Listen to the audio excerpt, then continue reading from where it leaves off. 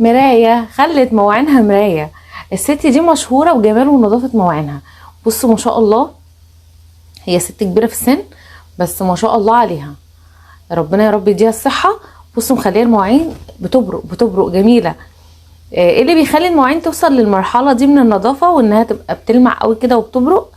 مكون انا كنت قايله لكم عليه، هي حاجه واحده كده تقدري تجيبيها وتستخدميها. الصابونه بتاعه الغسيل القديمه اللي كان زمان بيستخدموها في الغسيل، اللي هي بني او بيضه، بتبقى قطعه كبيره كده. وفي ناس تانية بتستخدم برو الصابون اللي هو اسمه ايه، الصابون بتاع ايدينا ده اللي هو صابونه بريحه. بياخدوا البرو ده مش بيرموه، يعني بيشيلوه يغسلوا بالمواعين. بصوا القطعه دي اللي هي البيضه اللي في ايديها دي، هي بيضه يا بني، يعني يا دي يا دي عادي زي بعض الاتنين.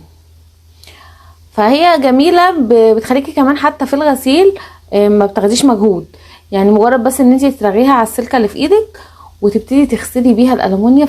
بصي مع اول لفه كده او التانية بتلاقي ابتدت المواعين تنور، وفعلا بتوصل لمرحله ان هي بتبقى مرايه، بتزغلل عينك من كتر النظافه.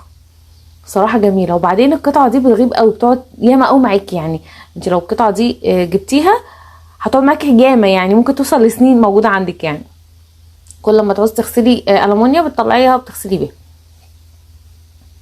ما شاء الله جميله. المواعين لما بتبقى كده بصراحه بتفرح، منظرها بيفرح. بصوا دي واحده تانية برضو بتستخدم نفس الصابونه. بصي بقى مهما كانت شده الاتساخ في مواعينك، مهما كانت المواعين خلاص منظرها مش عاجبك ان انت عايزه بقى تركنيها وتجيبي مواعين جديده، لا دي بتخلي لك مرايه زي ما انت شايفه.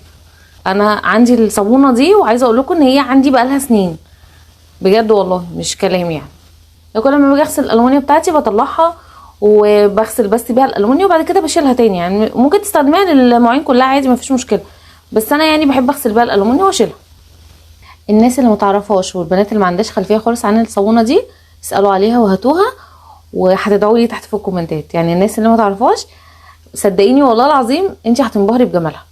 ما تنسوش تكتبوا رايكم تحت، وكمان تكتبوا طبعا مني امارات انا شيماء غريب. لو انت اول مره بتشوفيني ما تنسيش تحطي كومنت اللي زي العسل شباك ولايك عشان بيرفع معانا الفيديو. اشوفكم ان شاء الله فيديوهات حلوه كتير تعجبكم.